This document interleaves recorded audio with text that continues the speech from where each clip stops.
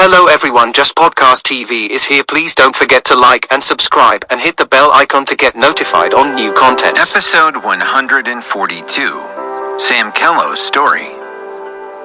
Each of the executives' bodies were aching, and they looked in dire need of rest. They were in no state to attend a meeting. As such, after they left the roof, they quickly dispersed. Only James, the three beauties, and Phyllis were left. James said, "Phyllis, take us to my office and have the company's organizational documents ready for me." Phyllis nodded and extended her hand. She smiled at Vanessa and the other two behind James. "Okay, sir. This way, please. I'll take you to your office first." "Good. In addition, let the finance department start today and freeze all the company's accounts. Then send all of the accounts to my office." "Okay," Phyllis replied very politely.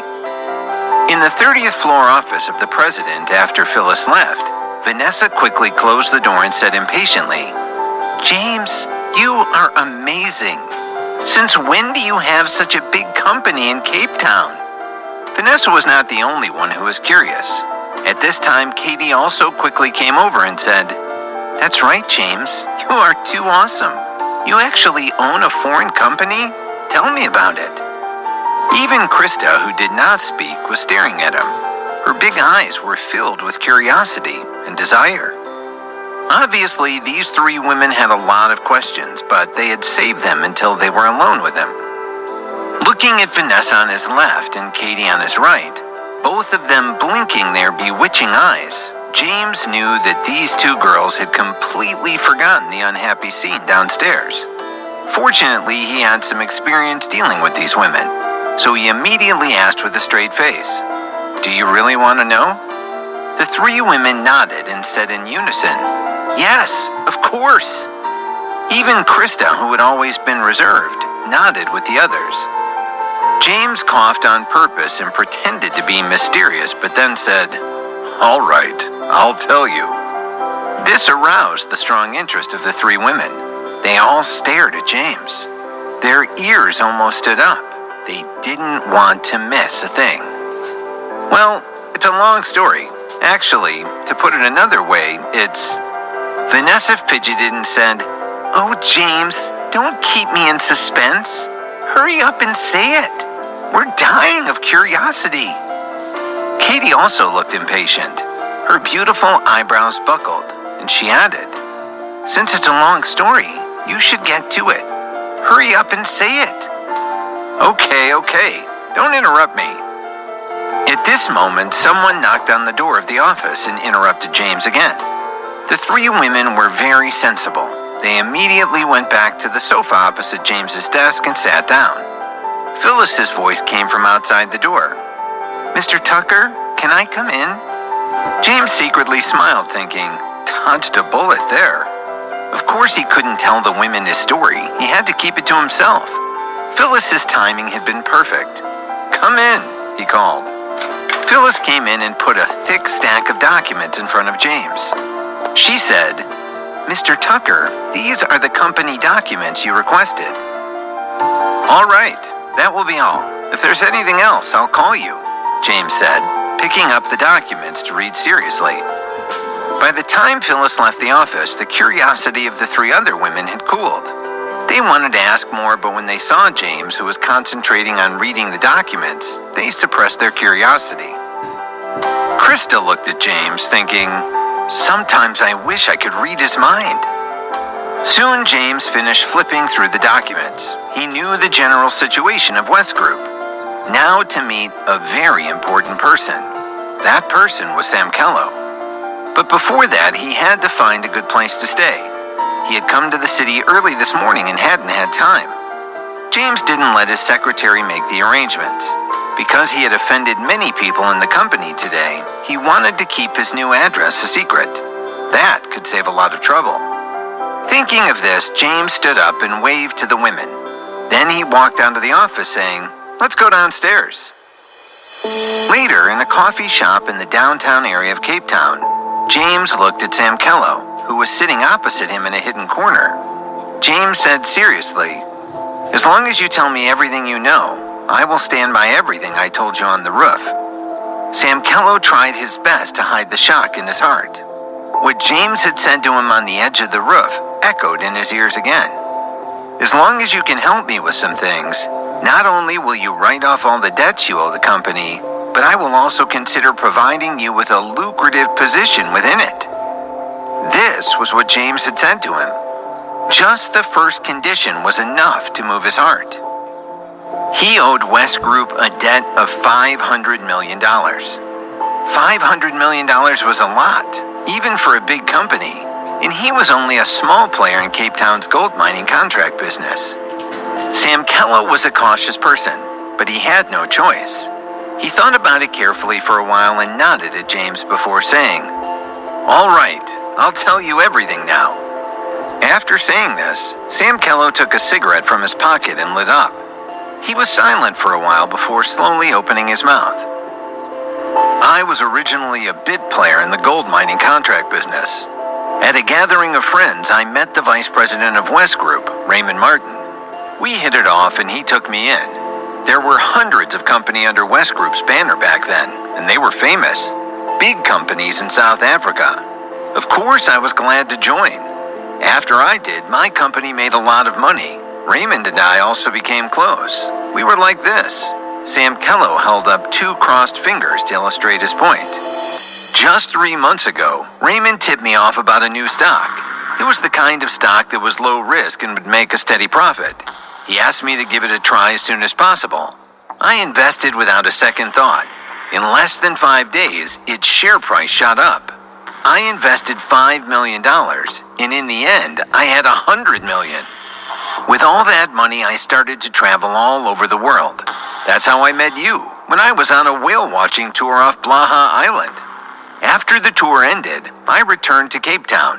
One night a month ago, Raymond called me again and told me that he'd found another stock even better than the previous one.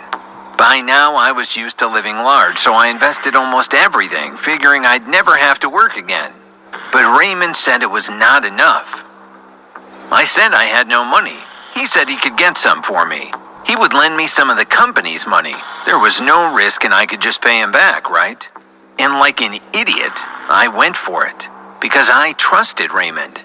A few days ago, he called and said, "Bro, we lost the money." I wasn't worried. I said it was okay.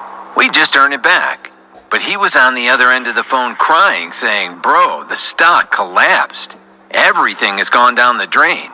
He told me that not only did I lose all my assets, I also owed him money borrowed from West Group in my name. It's a total of $500 million. When I heard that, I went crazy. I really wanted to skin him alive. That's when I realized that he was plotting against me. I suspect that there was no stock at all, and the previous stock had been a scam. But I don't have any proof, and he'd never admit it. In the end, West Group came looking for me. Not only did my company go bankrupt, but I was also about to be separated from my family. I was at the end of my rope. That was why I decided to come to West Group and jump off the building. You know the rest of the story. Samkello looked at James after he finished speaking. He felt relaxed now and let out a long breath. James didn't say anything. He picked up his coffee and took a sip, deep in thought. He doubted this was as simple as it seemed on the surface. Raymond Martin was the company's vice president. He was one of the company's biggest shareholders. Logically speaking, it was unlikely that he lacked money. Why would he have to meticulously set up such a trap? At the same time, James didn't believe that Samkello would lie to him. Now he knew there was a lot wrong with West Group. After he took over, he needed to make big changes. James asked some other questions about the company. Samkello naturally told him everything he knew. But although his company was a subsidiary of West Group, he wasn't one of the major players, so his understanding of the core of the company was quite limited. However, Samkello told James a very important piece of information. He said that there were rumors in the company that Vice President Martin had a huge financial problem, though Samkello didn't know any details. Apart from that, Raymond was also ambitious. He had always wanted to take over West Group as his own. It seemed he had forced the previous president out. He hadn't expected the former president to sell his shares at the last moment, causing the plan to fail. However, not long after the former president sold his shares, he died mysteriously. It was rumored that this matter had had something to do with Raymond, but the police had never confirmed it. Because there was no evidence, the case had gone cold. Before James and Sam Kello separated, James told Sam Kello to watch his back. Walking the bustling streets of Cape Town, James wasn't in the mood to sightsee. Suddenly, he had to play detective, cleaning up the mess others had made. He was getting angrier and angrier the more he thought about it. He asked himself why this should be his problem. Why shouldn't he just leave? However, just as the thought of giving up on receiving the reward rose in James's mind, the system notification sounded in his mind.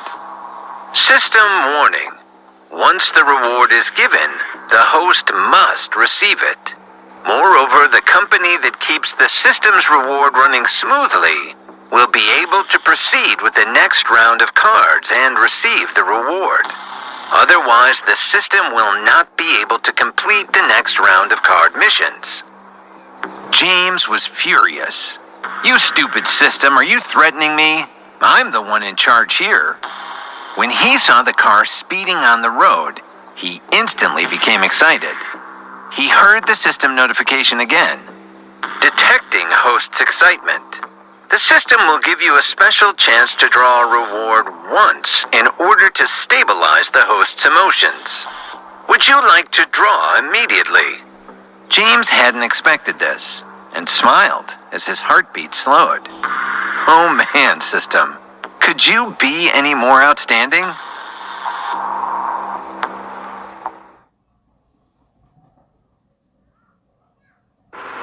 Episode 143. This reward is great. Immediately draw the reward.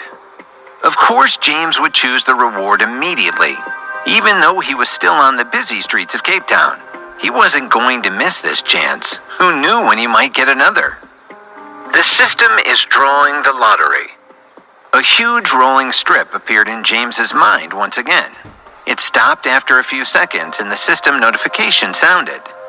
Congratulations to the host for obtaining a special item. One black gold card from a Swiss bank. The prize has been distributed to the special storage space of the host. Please check and accept it. The prize this time was not a special skill, but a Swiss bank's black gold card. It seemed that this special skill was also a special item, but it was just a card. James opened the storage space of the special item on the system attribute interface and saw a black bank card with golden edges. He thought, Swiss banks are known as the safest banks in the world. People usually have to have a certain amount of cash before they can open an account. And this card looks kind of special. Could it be that it holds a scary amount of cash? He had heard a colleague talk about Swiss banks when he was in New York City. He'd never needed to know about them himself. He'd never had that kind of cash. But a closer look showed him that the bank card was not much different from an ordinary one. It had a World Silver Union logo and a card number printed on it. There was also a very small chip. There was a phone number on the back, and James took out his phone and dialed. He followed the automated system steps until he was connected with a human and asked to check the balance on the card. The service rep asked him to wait a moment. Then he reported the balance. His voice was very soft and polite, but when that number fell into James's ears, it was like a shocking explosion in his mind. James licked his dry lips and tried hard to swallow his saliva. Then he said, "I'm sorry, I missed that. Could you repeat it?" He felt a little thirsty. A little bit louder, the service rep said, "All right, sir. The balance on your card is 100 billion USD. James was silent for so long that the rep asked, "Hey, sir, are you still there? Do you hear me?" But James couldn't respond. He was in shock. The service rep said a few polite words and hung up the phone. James just stood on the crowded streets of Cape Town and laughed like a madman.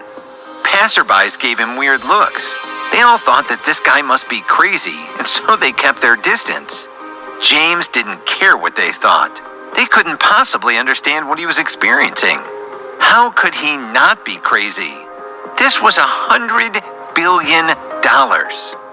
Finally, he recovered his wits and saw everyone staring at him. God, don't you people have anything better to do? He muttered to himself before disappearing into the streets of Cape Town. The sky was getting dark. The first day of his stay in Cape Town was about to end in a hurry. James still had to rush back to the hotel where they were staying and invite his 3 companions to enjoy the unique food of Cape Town and the view by night. Bringing beautiful women around the world, admiring the beautiful scenery of the world, and eating the delicacies of the world. This was the life. As for the trivial matter of West Group, he no longer thought about it. There would be time for that later on. Now that he was a billionaire, it wasn't worth mentioning. However, at this moment, the system in his mind was complaining silently. This host of yours is a little different. I see that your acting skills aren't bad either.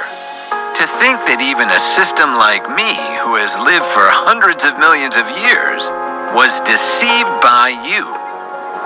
While the system was mumbling in James's mind, James had already gotten into a taxi and was speeding toward the hotel. At the same time, in an old abandoned building on the outskirts of Cape Town. My lord, I have encountered a very thorny problem recently. I'm afraid that my next step will be met with great resistance. In the darkness, an old man with white hair spoke respectfully to a black-cloaked man 15 feet in front of him. The black-cloaked man was fully equipped with Nightwalker equipment. His face was covered by a black veil. It was as if his entire body were embedded in the darkness. However, his terrifying and suffocating killing intent made him look like a devil from hell in this eerie and terrifying building. It pressed down on the white-haired old man until he could not breathe. He didn't even have the courage to raise his head to look at the other man. The old man had been standing there respectfully with his head lowered. However, after he finished speaking, he didn't receive any response. It was as if he had been talking to the air. Tell me. After 3 minutes, a hoarse female voice was heard from the man in black. The voice was very strange, like the sound of 2 bones scraping against each other. In such an environment, it was terrifying. The old man couldn't help but feel scared, but he was also surprised. He hadn't expected that the person sent by headquarters this time would be a woman. He let out a sigh of relief. Although this voice was a bit unpleasant to hear, it was still better than silence. Even so, the old man felt as if he were talking to a dead person. He let out a long breath, then raised his head and said respectfully to the woman in black, Originally, my plan was going very smoothly. Soon I would have been able to occupy that company and make money for headquarters. But today a person appeared, a very annoying man. The old man raised his head at this moment and revealed his appearance. If James were here, he would recognize him at a glance. He was none other than Raymond Martin, the vice president of West Group. The woman in black waved her hand. Get to the point. Headquarters didn't send me to listen to your nonsense. She had some important matters to attend to and was already very unhappy that headquarters had sent her. However, she did not dare to disobey. Spit it out, the woman in black urged him. Yes, my lady. Raymond did not dare to disobey such a hellish killer. He immediately reported what had happened during the day. Although the woman was covered by a black veil and he could not see her face clearly, Raymond could clearly feel that the killing intent coming from her body was getting stronger and stronger. He was drenched in a cold sweat. After the woman finished listening, she waved her hand and said to Raymond, "You can go now." He immediately felt as if he had been pardoned. He replied, Yes, my lady. and quickly disappeared from the building. The Black Widow wanted to see just how capable all of you are to provoke the dark abyss. She clenched her fist and turned around to disappear into the darkness.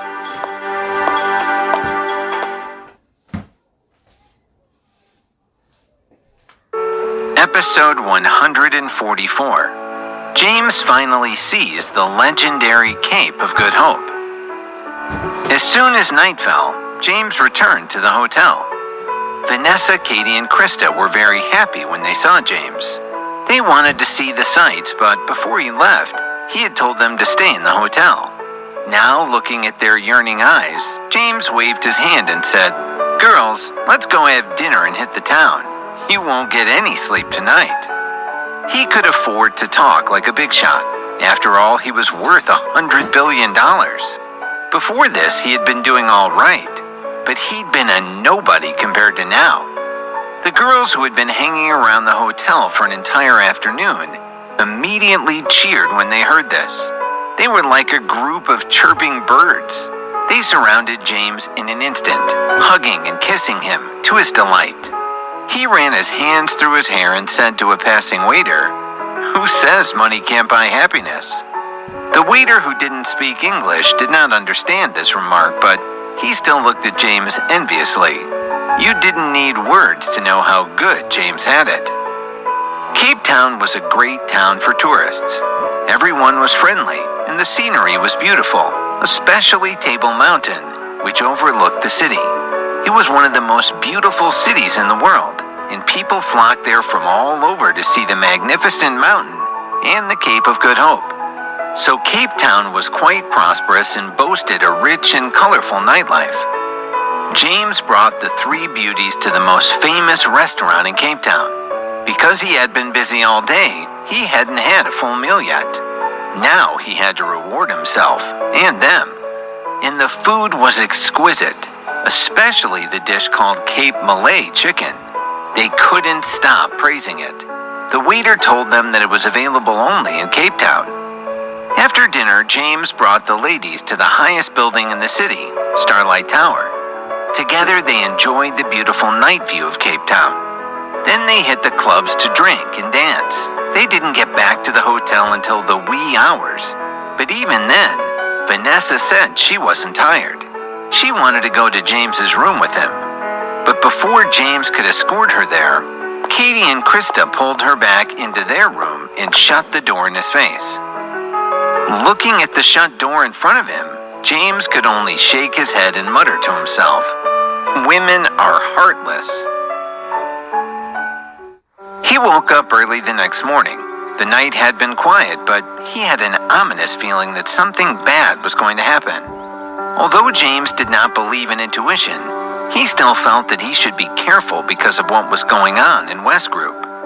After pondering for a moment, James went out and woke up the women in the other room. He had an idea.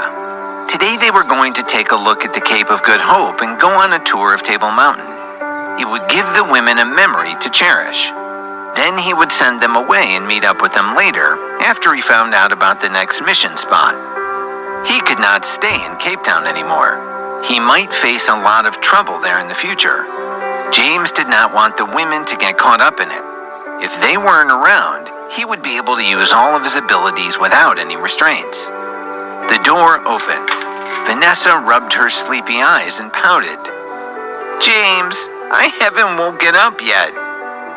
"You guys hurry and get up. We're going to see God's table today."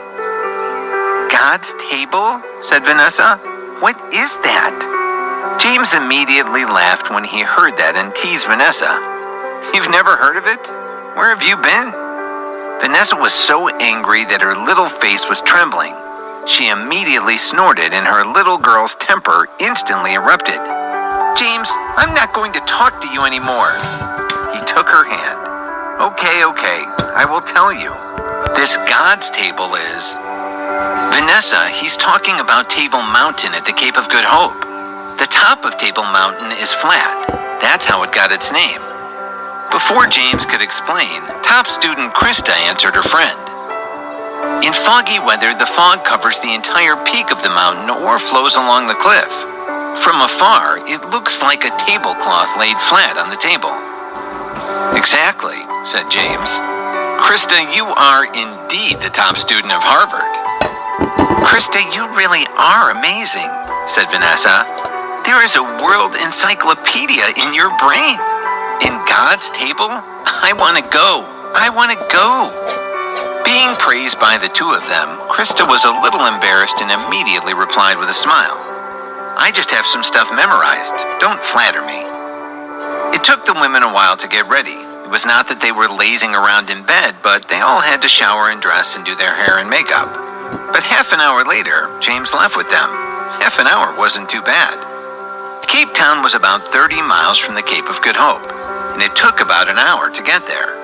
It was very convenient to take a big green bus that was specially used for scenic tours. James had already checked the routes and locations online. The journey was smooth. An hour later, the four of them arrived at the entrance to the scenic area. When they arrived, it was only 9 o'clock in the morning, but the spot was already crowded with tourists. What would it be like later in the day? James did not want to find out. He went straight to the VIP passageway and bought 4 tickets directly to the scenic overlook. It cost an arm and a leg, but what did that matter to him now?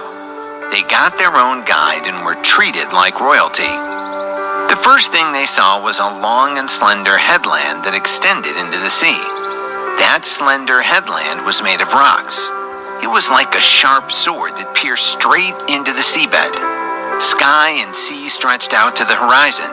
It was a masterpiece of nature, filling the soul with a sense of grandeur. Even without the introduction of the guide, they all knew that the long and narrow headland in front of them was the primary landmark of Cape Town, the Cape of Good Hope. James looked at the cape stretching far out to sea, and he felt unprecedented relaxation and comfort. What a sight! He didn't think too much about what would happen next. He was determined to live in the moment and enjoy what the Cape of Good Hope had to offer. After all, the world was so big, and he might never be here again.